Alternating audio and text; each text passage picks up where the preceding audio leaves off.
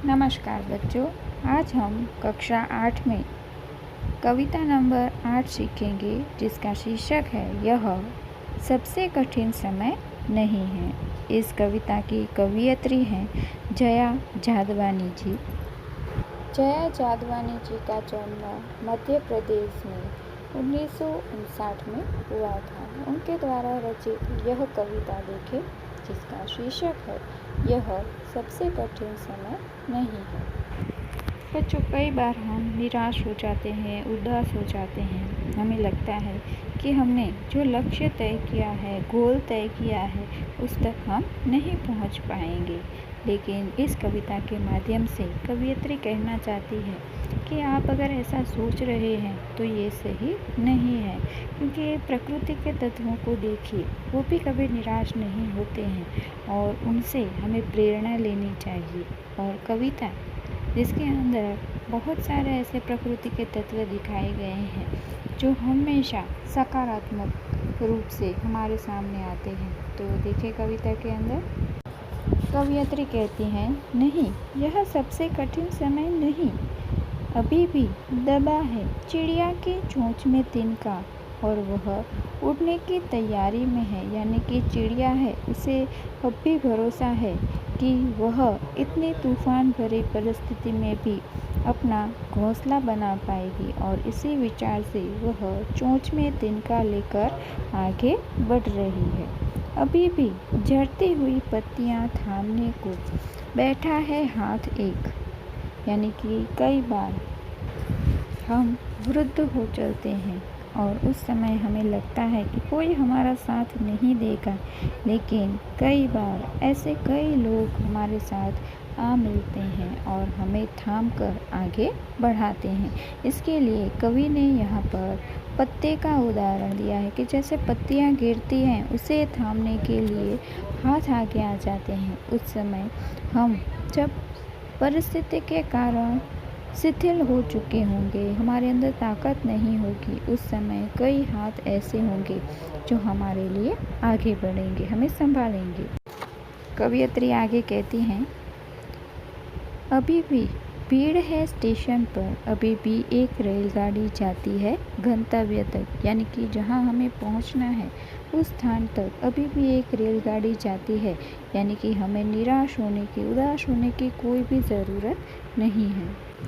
जीवन में हमने जो लक्ष्य तय किया है, जिस तक हम पहुंचना चाहते हैं, वहां तक अभी भी एक रास्ता है, एक मार्ग है जिसके द्वारा हम पहुंच पाते हैं। यानी कि आपका जो गोल है, अभी तक वहां पहुंचने का कोई ना कोई रास्ता खुला हुआ है। यहाँ पर गंतव्य शब्द दिया है, यानी पहुंचने का स्थान, जहाँ कोई कर रहा होगा प्रतीक्षा।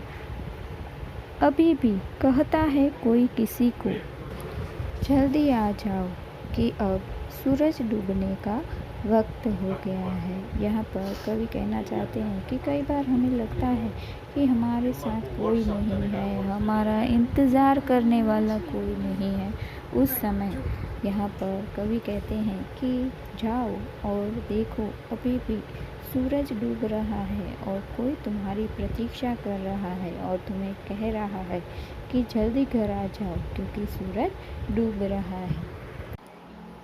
अभी कहा जाता है उस कथा का आखिरी हिस्सा जो बूढ़ी नानी सुना रही सदियों से। यानी कि कई बार हम कहानी सुनने पहुंचते हैं और उस समय कहानी ख़त्म होने को होती है, तो कवि यहाँ पर कहते हैं कि तो भी आपको उदास होने की ज़रूरत नहीं है, क्योंकि हमेशा कहानी की सीख है वो आखिर में ही बताई जाती है।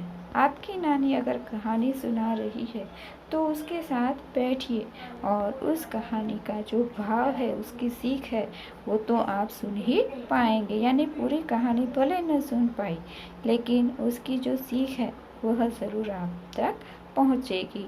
तो यहाँ पर आगे कवि कहते हैं, कहानी की सीख आप ज़रूर समझ पाओगे। आगे कवि कहते हैं, दुनिया के तमाम बच्चों को अभी आती है एक बस, अंतरिक्ष के पार की दुनिया से लाएगी बचे हुए लोगों की खबर।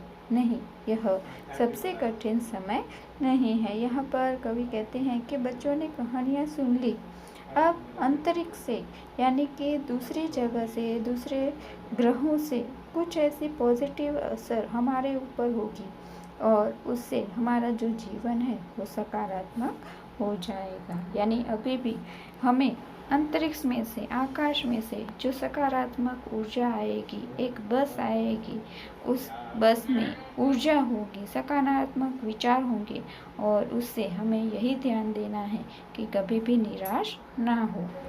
तो इस कविता के माध्यम से कवयित्री जया जादवानी ने हमें हौसला न हारने की सीख दी है और कभी भी ये न समझें कि ये आखिरी समय है और इसके बाद मेरा कोई भी उद्धार होगा नहीं, मैं अपने लक्ष्य तक, अपने गोल तक पहुंचूंगा नहीं, क्योंकि हमेशा 4 रास्ते बंद होने पर एक रास्ता अचानक से खुल जाता है और हम अपने लक्ष्य को प्राप्त कर लेते हैं। धन्यवाद। फिर मिलेंगे।